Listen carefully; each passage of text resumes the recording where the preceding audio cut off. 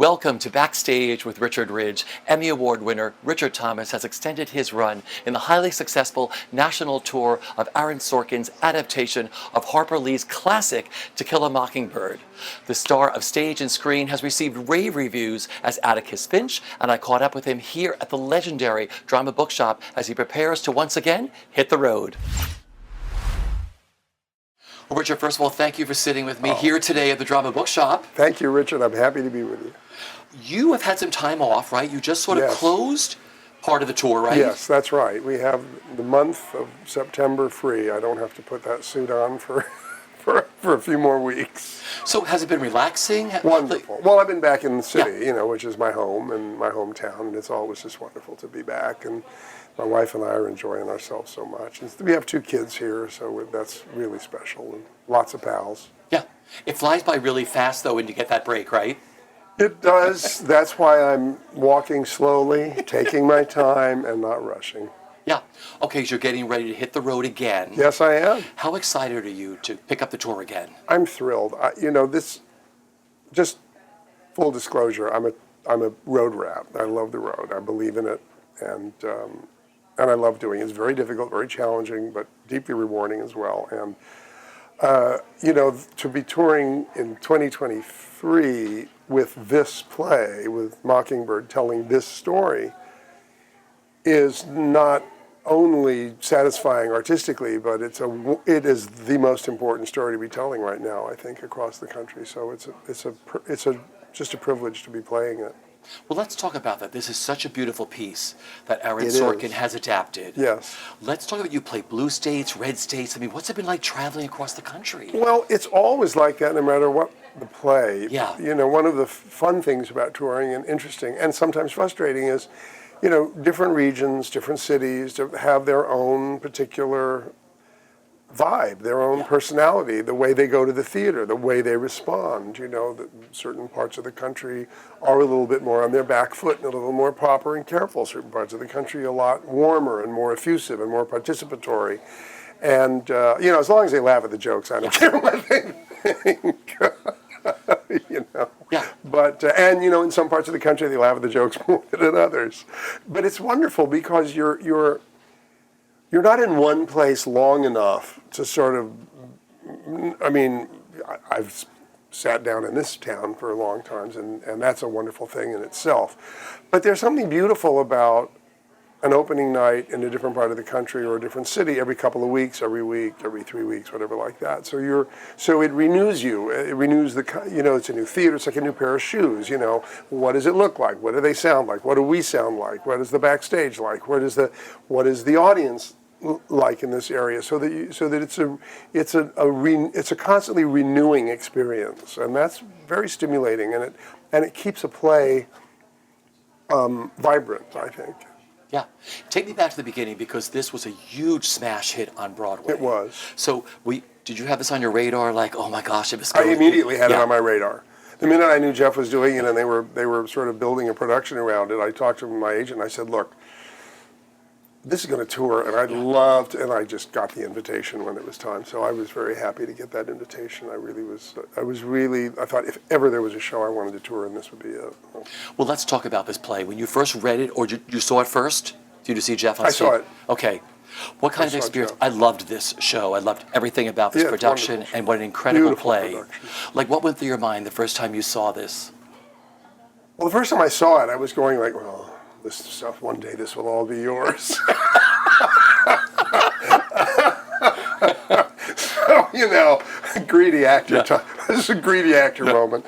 But I just admired it so much. I thought the writing was so great. Jeff was wonderful. The company was terrific. And Bart Sher's production was just so beautiful, and for many reasons, very special. Not just fluid and light on its feet for a long evening of theater, but also the way he has a lot of actors on stage, which is so much fun. You see it in Shakespeare, you see it in musicals, but in plays so much anymore, not so much. And whenever you see a big company of actors, it's thrilling. But the way that the story is told physically, Bart got the whole company is involved every night in the making of the play, and so it creates a sense of community on stage and off stage, which is so much of what the story is about. Yeah. You know, what the community means, what its relationship is to Atticus, and so it just worked in so many ways, and I was thrilled that I was going to be a part of it. Yeah. Well, let's talk about living in the language of Aaron Sorkin. Okay, I good. mean, so wonderful the way he writes. It is wonderful the way he writes. He's a wonderful writer, and he is, you know, the dialectic in his writing is absolutely razor sharp and superb. You know, it's like Shaw. There's so much, you can take so much delight in the argument.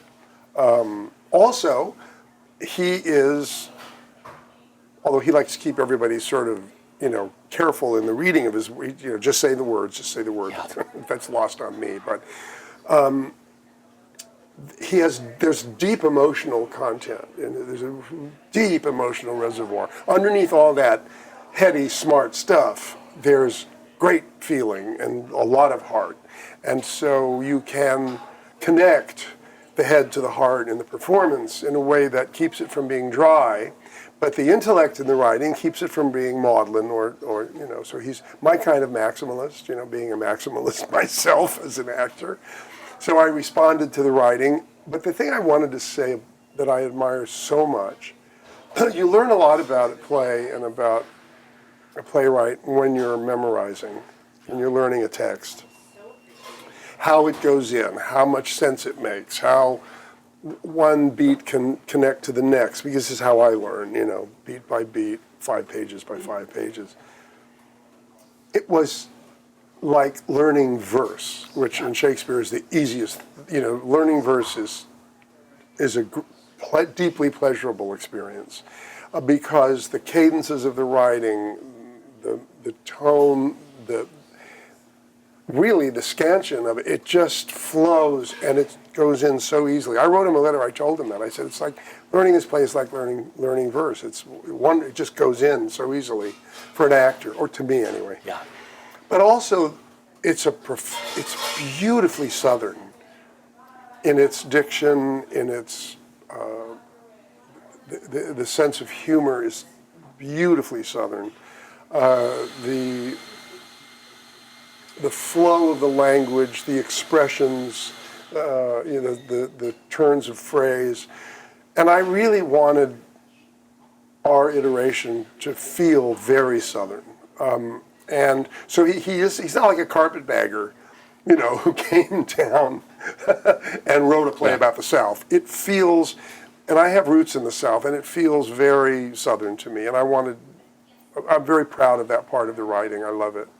So I remember I talked to Jeff Daniels numerous times, and he said, if you have the privilege Yeah. of saying Aaron Sorkin's words, Yeah. because he's done it a lot, Right. you know, and he said there's nothing better than learning text by Aaron Sorkin. Oh no, it's absolutely wonderful. Yeah. It's delicious, and there's relish in it. Yeah. You know, there's relish. There's pleasure in the speaking of it. But also, and in this play and in this part, there's a lot is asked of you emotionally and in terms of the crisis of, because he's done a wonderful thing for this story, is that he's taken Atticus off the pedestal, you know, and made him a man who has a lot to learn, who's teachable, and as I like to say, it interrogates all of his unassailable virtues that we associate with the book and the movie. And each one of those virtues is interrogated, and so his crisis of the loss of innocence mirrors the kids in a way. Yeah. And then he's given them a sense of humor, which is, for this greedy actor, maybe the best thing. In fact, the whole play, the light and shadow is so beautifully balanced. Yeah. You know, the laughs are in the tragedy earns the humor after that. So it's beautifully balanced in light and shade.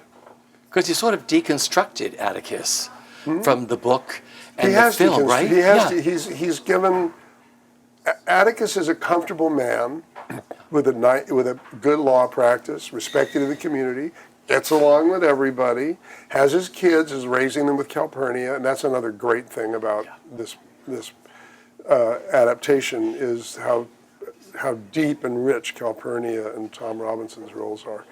But, his things are fine. He's riding between the rails, and it's all okay. And then he takes on this case, and everything about his comfort and sense of community and where he belongs and who he is shaken. And so it's a protagonist's story. He has a little bit in the novel, and this is, being a Shakespeare lover, not a criticism. He has a sort of a king sort of the king role, and in this play, his dilemma is front and center. So it's a rich journey for the actor. Yeah.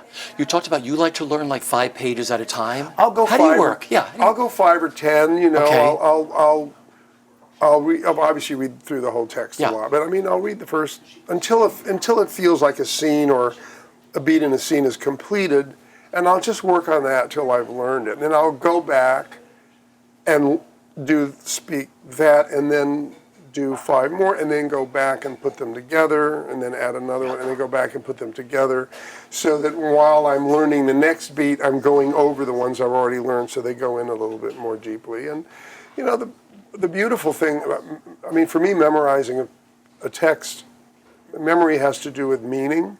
If I understand what I have to say as a character, if I understand the meaning of what I'm trying to convey or what I need, it's much easier for me to remember. And Aaron's text, there's nothing wasted. Everything has meaning and objective. So that's another reason it's easy to learn. Yeah. He's such a beautifully complex character. Yeah. And I wonder, were there certain things that unlocked him for you, or was it all in the text? All in the text. Yeah. I'm a text actor, and it's, actors, as I know you know, because you interviewed altogether too many of us. I know how you all work. What makes you tick? You're still doing it. Yeah. You have no one to blame but yourself. but actors love to do research on most of the ones I know, right? So preparing a role like this means you're going to read in the period, you're going to read about the social issues, you're going to read novels and nonfiction, you're going to look at pictures, and that all informs what you bring to your interpretation of the text, right? But nothing really does it like getting out there and playing, because that's when we learn. Doing a play there's so many stages of it. There's the first reading where everything is still possible. It doesn't last long. And then, there's the rehearsal period. Then there's the previewing period where you're working way too hard. Then there's the playing period. And over the playing period, that goes through several stages. So it's a living thing that it may be shifting in glacial ways, but it's always shifting and moving, and you're learning new things as you go forward. And if you have the privilege to do a play, especially a good one, nothing is worse than doing a bad play for a long time, but a good play that can be constantly mined and investigated, once you find your ease with it, which takes different lengths of time for different actors, you can just walk on and just live the play. I don't mean become the character. Yeah. I just mean live the experience of doing the play every night. Yeah. And so it's. But if this play were not, because the run of a play from beginning to end, from rehearsal, I like to call it a sort of a communal close reading of a text. A community of actors is doing an closer and closer, deeper and deeper reading of a particular text. And in order for that to be satisfying, you have to have a text that can handle that kind of investigation, and this is one of them. So. Okay, I want to talk about your summation scene. Okay. I've spoken to so many people who've seen you on the road already. Oh, really? And I'm going to see you, I'm coming to Connecticut. Excellent. To come and see you, but everyone has loved your performance. Oh, thank you. And I want to ask you about, every night it's different when you walk out there. Talk about it. That's your big scene. Well, it is, first of all, it's just a gorgeous piece of writing, right? And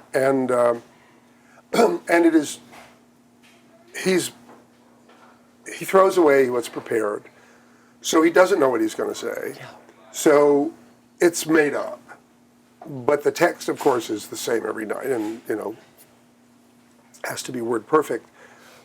But there's architecture, even though it's a spontaneous speech, and he's making it up as he goes along, and he keeps slipping back and forth between the argument of the thing and why is it so horrible that he's told the truth and he's going to die because he's told the truth. All these things, the logic of the summation as a lawyer and what's going on inside Atticus in terms of why he cannot accept or come to terms with what's actually happened.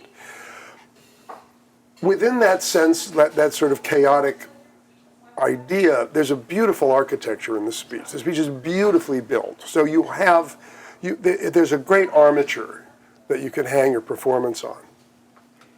But the last thing I wanted to do was to figure out how I was going to play that or where I was going to be emotionally every night. I wanted to, and I told Aaron this, I said, look, I don't know how it's going to go, because I'm just going to walk out there with whatever I have at that moment, for what's led up to that moment in the play. Sometimes I'll be angry, sometimes I'll be sad, sometimes I'll be, tired, sometimes, whatever it is, I'm just going to bring it out and start. And that's a great idea. And when it goes well, it's great. And when it doesn't go well, it's like, oh God, I wish I had figured this out ahead of time. but I'm committed to doing it, not making a choice to do it differently, but just to let it happen as best as possible. Yeah. Every night. Now, there are certain parts of the speech that require that certain things are emphasized or made clear, and there are phrases that go clearly to the end there, and there's stuff in it that's like preaching almost, and so you have to decide, should I be preaching? Is that a bad idea? Should I? But it will carry you through from beginning to end by the seat of your pants every night, and that's great writing, and I hope it's good acting. Some nights it's just adequate Finch, but No, it's great acting. I just love that you can do that with good writing like this. Let's talk about being in the room with Aaron and with Bart Sher. Right. What a brilliant director. What makes him such a wonderful director, Bart? Well, look, I have to preface this answer by saying that I'm the luckiest of all Attici because I inherited the work of Jeff and Aaron and Bart and everybody in the workshops and the rehearsals and the previews, the long previews. I'm the beneficiary of all of their hard work. So I carry all that work with me on every night. And I have, bottomless gratitude for everything that went into getting it into the shape it's in for us. Bart and I go way back because we worked years ago at the Amundsen doing Shakespeare with Peter Hall, where I did an Angelo and Measure for Measure and a Puck in Midsummer Night's Dream. It was fun. I had a tail. So Bart and I actually go way back in that respect. And he's and of course I watch his productions, and I'm in my bottomless admiration for him as a director. And we didn't have the long rehearsal period with him or with Aaron working on the play, making the play. So he has come in and worked with us after it's sort of been. We've been given to a certain degree license in terms of blocking and things, when we were putting our version together. And then he'll come in and work with us, and he's been with us a lot lately because we have some cast changes, and he's used it as an opportunity to come in and make changes of his own. And he's always redirecting things. He's always coming in and changing something in a scene, blocking-wise or intentionally. He'll say, let's make it about this to here.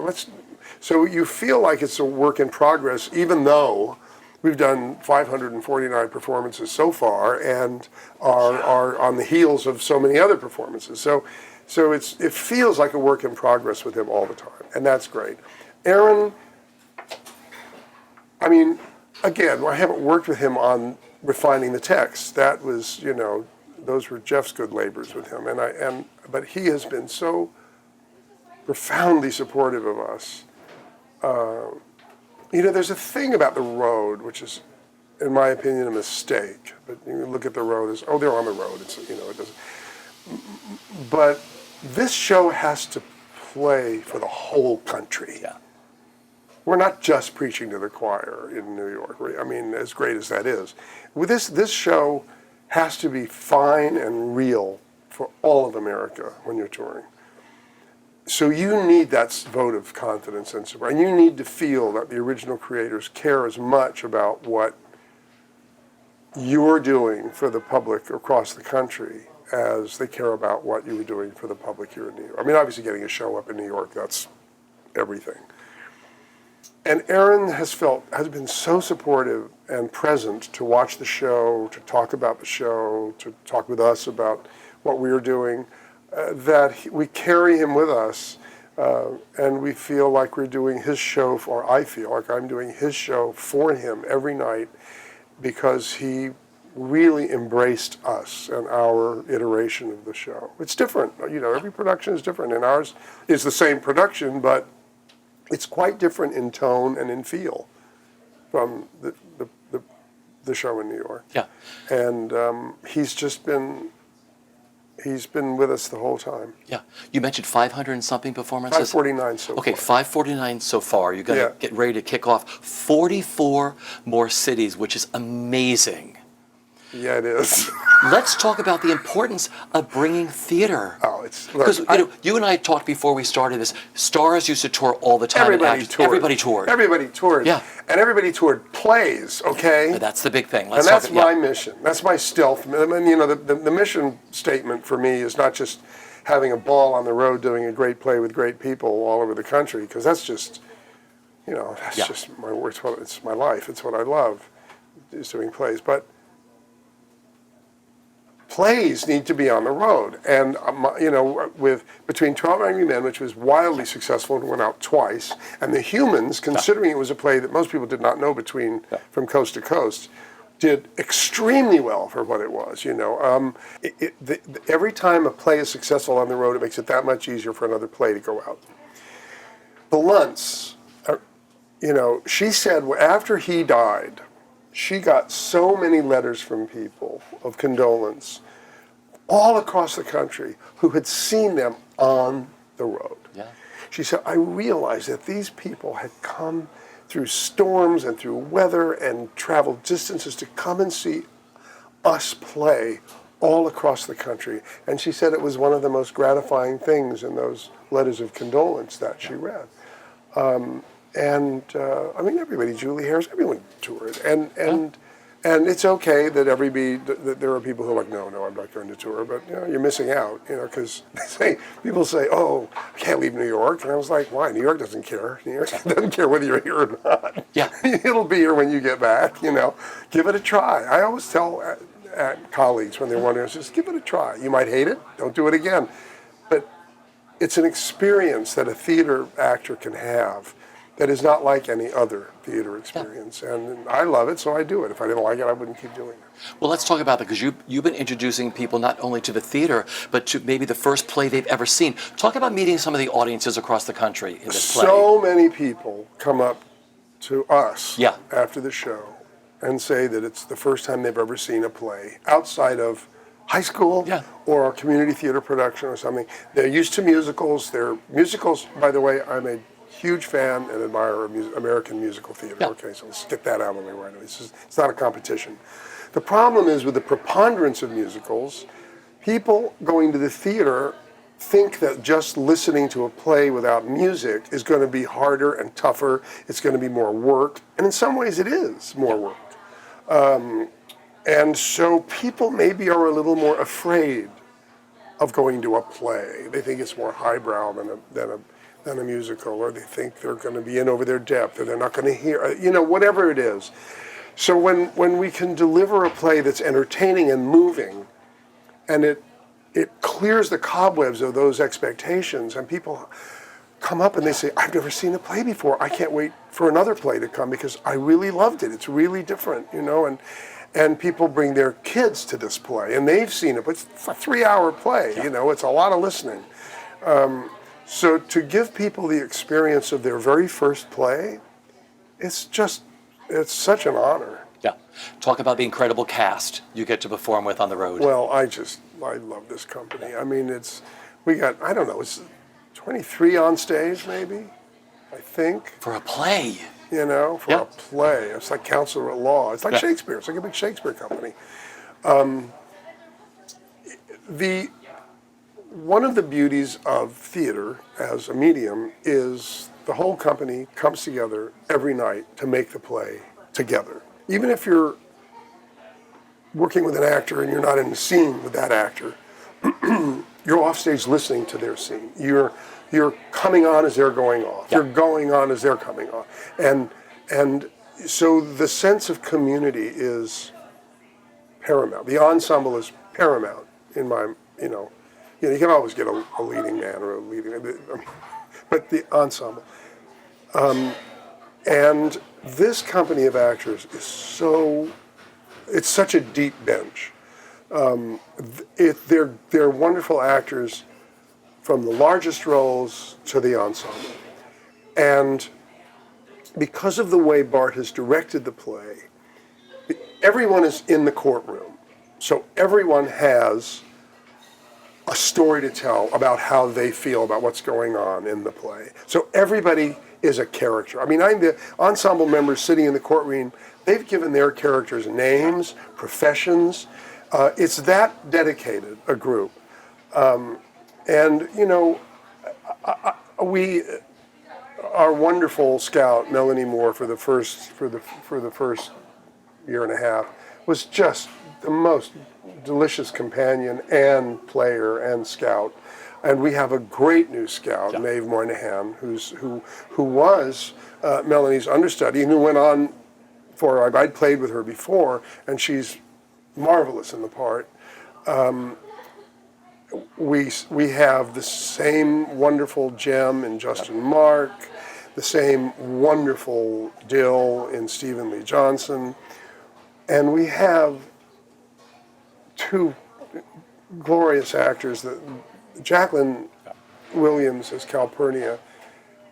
I want to work with her in every piece of work I do from now on. I want to read the phone book with her. Yeah. And Yael T. Welch, who's absolutely a heartbreaking and profoundly great Tom Robinson. And it goes on down from there. Yeah. One of the things that's been interesting about our production, going out in COVID, the whole relationship of understudies to a production, which is always an interesting one. They go on a lot more in musicals, but they do go on in plays, people come in.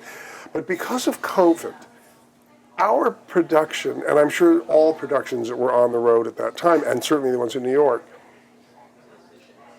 understudies just became a part of the playing company. And the whole idea of, the understudy's going on, or, that's great, or how are they going to do, or I'm not on tonight, I can't be on for 10, I've got COVID, I can't be there for 10 days, what's it going to be like with me gone, how's it? All of that stuff went away. And it became the most mutually supportive experience of understudies coming on and just doing, you're on tonight, I'm, so-and-so's out, they're coming. It was beautiful because when understudies come on, everybody changes. Everybody's game is up. And because of the number of times we had people out, but we never closed down because of COVID, we never lost a show. We had that deep bench from New York. We had players who did the show in New York coming in. And because it was a domino effect every time. So my experience vis-a-vis understudies in this tour has been a completely new, it's been a revelation to me. Because basically when everybody who signs on in this show is going to play. It's like an extended repertory company. It's exactly what it's like. Of the best. Absolutely. And so that keeps everybody happy because they get to play. Yeah. And it only keeps everybody happy. You can't keep everybody happy. I'm such a Pollyanna. But it really was extraordinary. The people who were coming in and out. And, I'm back for a week. It keeps you all on your toes, keeps everything fresh. Absolutely. That always happens with an understudy. And ours are good. Yeah. It's everybody who's come in has has created given us all a new insight into the scenes that they're playing. Yeah. I love that you're playing big theaters, small theaters. You're playing all these incredible theaters across the country. We played the Fox. Yeah. We played the Fox in St. Louis. We played almost 60,000 people in 2 weeks in a play. I mean, for the people in the balcony, it was radio, basically. But, you know, Because it's big. Can you imagine doing a play for that many people in 2 weeks? Isn't it like 4,500 seats? Yeah, like 4,500 seats. A little smaller than the Fox in Atlanta, where we will be soon, and where I have played before, which is a great house. So let me ask you a question. So you get to these towns, you don't have many time to like adjust your performance. How do you know when all of a sudden like you go into the Fox, you're playing for 4,500 people? How do you adjust your performance? The person who's mixing the show adjusts the performance. So here's where I have to talk about the crews, because and I don't know if we're getting way beyond the No, margins. it's all good. No, we're good. But these people, okay, before you even get to the actors who have the easy job, these people load out the show on a Sunday. Get out of the theater sometimes at 3 a.m. for me. Get a flight the next morning, okay? Sleep Monday night, 8 o'clock Tuesday morning. They're in the new house, loading in and teaching the local crew how to do the show. The local crew is learning this show. I mean, it's not a musical, but it's a complicated show. Of course, after the big shows, we come in and the local crew's like, oh, this is so relaxing compared to a big musical. But they have to learn it. So we close on a Sunday night. We travel, you know, traveling on your day off is It's part of the road. But we get to the theater I get there early because I can't stay away. But we get to the theater at, say, for a 7:30 show, we get to the theater at 5:30. We have a company meeting. We talk about the acoustics. We go on the stage. We talk about where the exits are, where the bathrooms are, where the water fountains are, how many people are in the how we're sold. And then we have a sound check at 6 o'clock. And then we have a half hour at 7. That's exciting. It's fantastic. And then we just pull it all up and go to the next town, you know. Yeah. And I did think, you know, during COVID, we were on the road. I did think, well, you know, Shakespeare's company, that's what happened, man. The plague hit London, everybody went on the road. They did, didn't Yes, they did. So your first stop out is going to be? First stop is Fort Worth. Yeah. With 9 new company members. And so it's going to be very exciting. They're going to be coming in. They did rehearsals in Washington and a run through, you know, and we're going to do a whole bunch of run throughs, and Bart will be there, and then we're going to go up on Tuesday. We're going to get together on Saturday, and on Tuesday night we're going to open in Fort Worth, and then the road winds ever onward. Yeah. How do you stay healthy physically and emotionally? Toughest part of the road is food. Food is hard. It's at restaurants, you know, you're going from region to region, different cuisines. Hard to get healthy food on the road, and if you're only in a place for a week, it's hard to shop and cook, and it's complicated. So you have to really watch. You know, I mean, you get road gut. You got to, you know. I love that. I mean, really. So you have to be sure, and every place has something good. Yeah. You know, every town that I've toured in over the years has something great, either food or a place to go to see. Every place, doesn't matter where it is. Yeah. You find that if you can.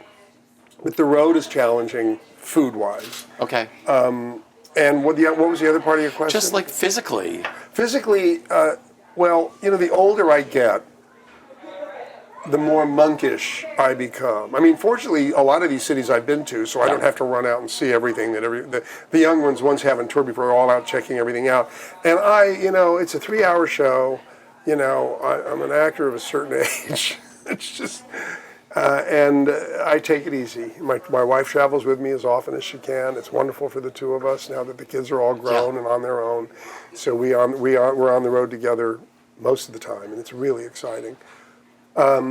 I walk. I'm an avid walker. I'm not so good about going to the gym, but you have to watch your health. You have to be careful. Don't overextend yourself, because the only thing that matters is what happens at 7:30 or 8 o'clock or 2. That's what matters. And so for yourself, for the playwright, and for your colleagues, really have to be thinking about that all day long. Yeah. You know, debuts are really important. Broadway debuts were taken away for a while because we didn't even know if the theater was going to come back anywhere. I know, crazy, right? Yeah. So I want to ask you about your debut. Was at the Court Theater. In what play? In Sunrise at Campobello, a play about, you know, the Roosevelt family. Yeah. And You made your debut with whom else made their debut? I made my debut and my entrance, my first act entrance, with a young actor, and he's a bit older than I was at the time, in his 20s, named James Earl Jones, who was, and when you're a child actor, and I've been one, and I kind of still am one, when you've been a child actor, you know who's nice and who's not, because it's all about survival, okay? James Earl was the sweetest, most fun, kindest person, just in the wings before we would go on together. The way he would talk and play and do and get us ready to go out, he was just a great first person to be on stage with because of his spirit. How magical. What do you remember about that? It's a big deal. Well, I was, you know, because I was 7 years old and in school, and at that time there weren't any child labor laws in New York. California had the Coogan laws and all that, but not New York City. You worked the same hours as everybody else when you were a child actor. I had to go home usually before the curtain call because I was done with my part. Yeah. But a couple of times I was allowed to stay up, and I remember the very first time I was able to take the curtain call with the whole company, which was an experience I'd never had before. And to be on stage with the whole company and taking your bows all together as an ensemble, that is, I mean, there's so much I can't remember about anything anymore, but I'll never forget it. It was, I mean, I was toast at that point, obviously. Yeah. Yeah, I have very vivid memories of that. And I have, and our wonderful Ralph Bellamy, who played Frank FDR, was so kind, and he always had a jar of lemon drop candy in his dressing room. He'd give me one every night before the performance. Just, it's one of the great things about being a child actor is you get to play somebody's child. And one of the great things for me about my career as a child actor was I had great parents, wonderful parents, actors who were played mothers and fathers. And I could just sit and watch them work, and it was the best apprenticeship you could possibly have. You know, we lose you sometimes to TV and film. Yeah. You've never left the theater. You never lose me. No, but I mean, we've never, you always come back to the theater. Of course. Just tell me why, what that offers you that no other medium offers you. Because it gives me pleasure. Yeah. You know, I was raised in the lap of the theater. My parents were about, when I was born, they were dancing with Alicia Alonso's company in Havana, actually. And then when I was in my very, very small childhood, they joined Balanchine's company in New York, and we were at City Center all the time. So my whole childhood was spent backstage in a theater. And, you know, I started doing Hallmark Hall of Fames when I was like 9 or 10. So that, you know, that the camera started pretty early too. But it feels like home. The theater, I can walk into a theater anywhere in the world and feel right at home. And being on stage feels safe, and it just feels like home. And also, it gives me pleasure. Yeah. If it didn't give me pleasure, I don't do it because it's good for me as an actor. You know, I don't do it because it's a muscle I need to work on. People sometimes go back to the theater, they talk about it like an old maiden aunt that they have to go have tea with, you know, so that they'll be in the will. Yeah. But no, not for me. I couldn't picture my life as an actor without the theater. Yeah. Finally, talk about the importance of doing this play and how much joy you have brought to so many theater goers already and will continue to do. The importance of this play is hard to calibrate right now in 2023. We've done this play in counties where they've tried to ban it and take the book off the shelves of the schools and get it out of the libraries. So far, none of them has been successful, but there are movements all around parts of the country to get this book off the shelves. You know, because as Aaron likes to say, you know, it makes Jim Crow look bad. So this story right now, I don't know. He was prescient in how he adapted this play because he was working on this play before George Floyd's murder. I mean, he understood so much of how this story had to be told in 2023, the lens through which it had to be viewed, first and foremost by not making it a white savior chronicle, narrative. We need to tell this story across the country. And after I'm done with it, it still needs to be told because it's always our story. This is the story. It's like, oh, it's so relevant now. This story is America's story. It is the light and the dark of us, what we aspire to be and how far short we fall of it and what we do about that. It will never not be relevant, sadly, and with hope, this story. But nowadays, with what's going on, with the revisionism that's happening, with the threat to literature, the threat to the art, the threat to just, our humanitarian nature as Americans, this story needs to be told from the social justice point of view. As far as giving pleasure to audiences, well, that's what I'm here for. Yeah. That's what I live for. I bow to the audience at the end of an evening to thank them for taking pleasure in what we've done. So I'm just going to keep doing it until they take me off. Well, just because of your success in other mediums. I mean, some people, like I said, are seeing a play because they know you from something else. No question. And you've introduced them to this whole new medium like we were as kids, and it was life-changing for us. Because you meet these people at the stage door all the time, like, oh my God, I've never seen a play. That's or my parents took me because they knew you from a TV or a movie. Right. And you do this live. I know, and the Waltons has been so wonderful. It is really... It dovetails with this play in certain ways, although Atticus and Job are very different people and very different characters. But you forge a connection with an audience when you have success in a very popular medium. And that carries forward into the relationship you have in the house during a performance. And I really treasure that. Because, okay, you're here because they come to see this play because of the title. They come to see this story told because of their relationship to it as a child, as a high schooler, or whatever, the movie, the novel. But they also come because, oh, look who's doing it, or we have a prior relationship. So I'm able to say, thank you for that, but now let's enjoy this together. Maybe something new for you. So I've been very fortunate that both parts of my career have sort of fed and helped each other. Listen, thank you again for sitting with me. Richard, thank you for your great questions, too. Well, like I said, I adore you. I'm going to come up and see you up in Connecticut. You better come. I'm coming. Okay, I'll Good to see you, my friend. Take care. Bye.